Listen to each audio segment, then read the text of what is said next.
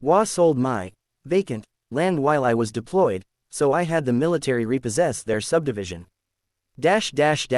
I'll never forget the phone call that changed everything. I was in the middle of a scorching deployment overseas, sandstorms, nights of restless sleep in tents, and the ever-present hum of helicopters overhead, when my sister's voice broke through the static on the line. "Ethan, you're not going to believe this. The HOA back home," her voice trembled, "they sold your land." My heart dropped. "What? My land? The 10 acres Dad left me?" "Yes," she said, choking on tears. "They listed it as vacant property, unpaid dues. Some developers already breaking ground. Ethan, they're building houses where your barn used to stand." For a moment, I couldn't even speak. That land wasn't just dirt and grass. It was my childhood. It was where my father taught me how to fish in the creek, where my mother planted wildflowers, where every memory of family still lived. I had enlisted, leaving it behind, but it was my anchor. And now some smug HOA board thought they could erase me because I wasn't there to fight back. I clenched the phone so hard I thought it would shatter. "They sold it without my consent. Claimed you abandoned it," my sister whispered. "They knew you were deployed. They thought you couldn't stop them." And right then, something inside me snapped. I promised myself, if they wanted war, they were about to learn what war really meant. When I finally returned stateside 6 months later, my boots barely hit the airport floor before I was racing home. I didn't go see friends, didn't celebrate, didn't even breathe properly until I drove down the familiar country road that once led to my father's farm. What I found made my chest burn with fury. Rows of cookie-cutter homes lined the once wide, open land. Garish vinyl siding, manicured lawns, smug little flags with "HOA proud" fluttering in the breeze. The creek had been rerouted. My mother's wildflowers paved over. The old oak tree, my father's favorite, had been cut down for a community clubhouse. And at the entrance, a sign mocked me. "Welcome to Cedar Ridge Subdivision, HOA managed community." I gripped the steering wheel so hard my knuckles turned white. That was my land. They stole it from me. And they had no idea what I was capable of. I went straight to the county records office. My suspicions were confirmed. The HOA, through some backroom vote, had filed liens claiming I owed community maintenance dues, even though my property was outside their subdivision at the time. They had racked up fees, declared me delinquent, and sold my land in a sham auction while I was across the world in uniform. The paper trail was so twisted it almost looked legal. Almost. But here's the thing. Military service members are protected by the Servicemembers Civil Relief Act (SCRA). It forbids exactly this kind of predatory action. They couldn't foreclose, repossess, or sell without a federal court order. And they never even tried. That was their first mistake. The HOA president, a man named Richard Holloway, didn't even flinch when I showed up at their monthly meeting. He was the classic type, greased hair, smug smirk, gold watch flashing under the fluorescent lights of the community hall.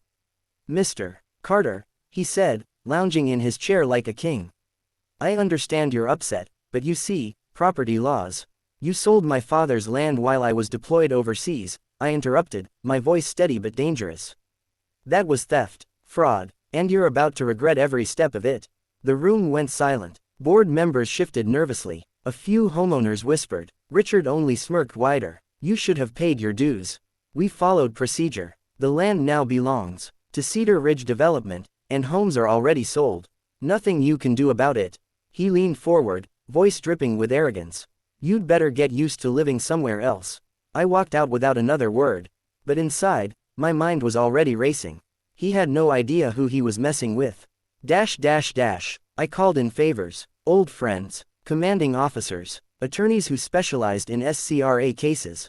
It didn't take long before the full weight of federal law was on my side. But I didn't just want the land back.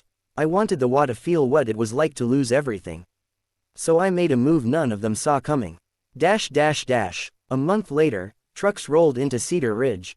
Not construction trucks, military trucks. I had obtained a federal injunction declaring the sale of my land null and void, citing SCRA violations. But that wasn't all. Because they had developed on stolen land that technically still belonged to me, every structure, every road, every clubhouse, was now considered an illegal encroachment on federal protected property. And with my military background and connections, enforcement was swift. When the convoy pulled up, HOA residents peeked out their windows, clutching their pearls. Soldiers stepped out, their presence undeniable, armed not with weapons but with court orders and federal authority. I stood at the front gate with folded arms as Richard Holloway stormed out of the clubhouse, his face beet red. "What the hell is this?" he shouted. "Repossession," I said coolly. "Every square foot you built on belongs to me. And by federal law, until restitution is made, this land is under military control. You can't do this," he sputtered. "Oh, I can," I said, handing him the paperwork. "And I already did.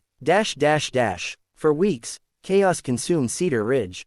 Homeowners who thought they had bought their dream houses suddenly found military signs posted on their lawns, property under dispute, entry by permission only.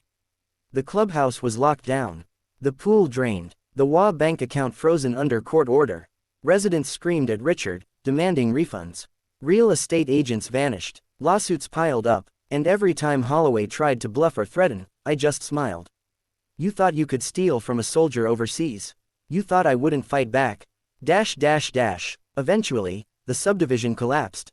The developer went bankrupt. Homeowners, furious at being scammed, turned on the HOA board, suing them personally. Richard Holloway lost his home, his money, his reputation. And me, I got my land back. Every acre. The garish houses were torn down by court order, the ground returned as close to original as possible. I replanted my mother's wildflowers. I rebuilt the barn in my father's honor. And at the entrance, I placed my own sign. Carter family land, not for sale. To this day, whenever I stand beneath that oak tree we replanted, I remember the look on Holloway's face as soldiers marched into his subdivision. The shock, the fear, the collapse of his smug little empire. The HOA thought I was just another absent landowner. They forgot I was trained for war. And I made damn sure they never forgot it again.